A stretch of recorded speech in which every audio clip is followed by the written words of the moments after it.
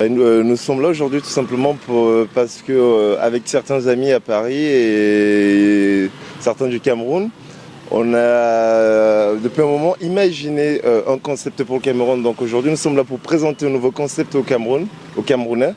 C'est-à-dire donc le logement du futur, le logement de demain, un logement totalement innovant, jamais encore réalisé jusque-là au Cameroun. Un logement qui répond aux normes européennes déjà, qui répond aussi à une certaine exigence de notre pays.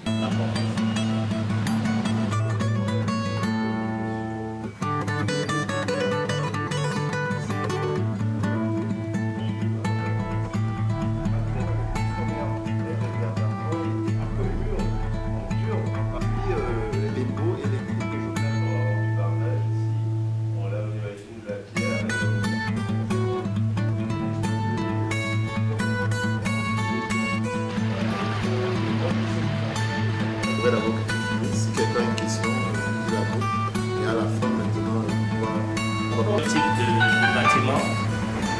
Bon, maintenant, la structure qui l'amène en fait, qui amène le projet, Il faut acquérir de la privé. Il faut le faire en privé. Il faut que ce soit un investissement privé.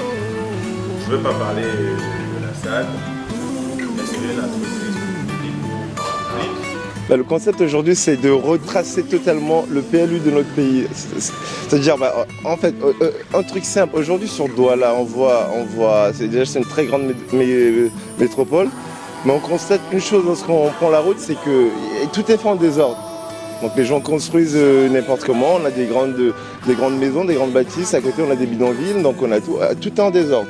Aujourd'hui, le but, ce que nous on a cherché, ce qu'on a voulu proposer, c'est de retracer, de redéfinir l'image de notre pays, c'est de reconstruire en fait. Donc on va reconstruire mais intelligent.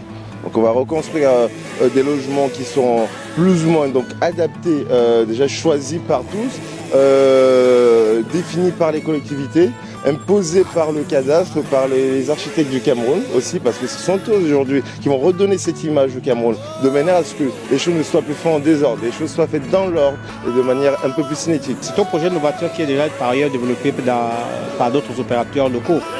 Et le projet peut prendre davantage corps parce que l'État en lui-même déjà accompagne l'initiative privée dans le logement. Il y a toutes les facilités douanières, toutes les facilités fiscales qui sont déjà accordées à ce type d'opérateur. Surtout si le projet est structurant, donc il va de soi qu'il va bénéficier de l'accompagnement de l'État. Et que derrière, l'État a carrément aussi directement intervenu dans l'accompagnement de certains opérateurs pour les aménagements et tout le reste. Donc je pense que dans tous les cas, vu le contexte, ça peut se faire, ça se fait déjà et il faut simplement multiplier ce type d'initiative, tout simplement. Douala le centre est engorgé, c'est vrai, mais on ne pense pas Douala seulement dans le centre. On pense Douala également dans la zone périurbaine.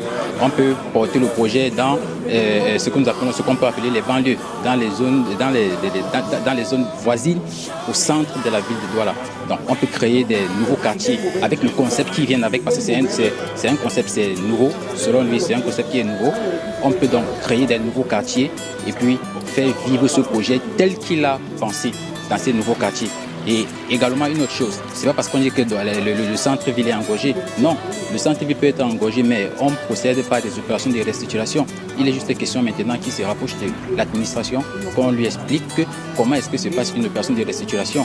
Il peut, en fonction des conditions qu'on doit lui donner, il peut décider de se mettre en centre-ville. Il y a des maisons qui ne respectent aucune norme. On peut donc décider de faire des négociations avec des personnes qui s'y trouvent déjà. S'il y a des gens qui s'y trouvent et qui pensent qu'ils peuvent libérer pour que le projet prenne corps sous une certaine condition. Pourquoi pas? C'est possible. Il y a des groupements qui se font. Donc le tout c'est pour l'amélioration des conditions de vie des populations. Le tout c'est pour l'embellissement de notre ville. Donc une fois que chaque riverain, une fois que chaque population accepte le changement de la ville sous des négociations, sous des conditions, je ne sais pas comment je dis ça, gagnant de part et d'autre. Ce genre de projet, le Cameroun en a besoin de plus en plus pour son développement. Et donc je salue déjà, c'est pas un courage, je salue l'initiative de M. Biyik qui peut ainsi donner l'occasion à d'autres concitoyens qui vivent à l'étranger et qui peuvent venir investir ici, et même aux étrangers. Notre pays, c'est un pays d'avenir. Notre pays, c'est l'Afrique en miniature. Quand on l'a dit, on ne le dit pas pour rien. C'est-à-dire que ce qu'on peut faire dans l'Afrique du Nord, on peut le faire chez nous. Ce qu'on peut faire dans l'Afrique australe, on peut le faire chez nous. Ce qu'on peut faire en Afrique de l'Est, on peut le faire chez nous. Donc, je souhaite qu'il y ait beaucoup plus d'initiatives de ce genre dans notre pays. C'est bon.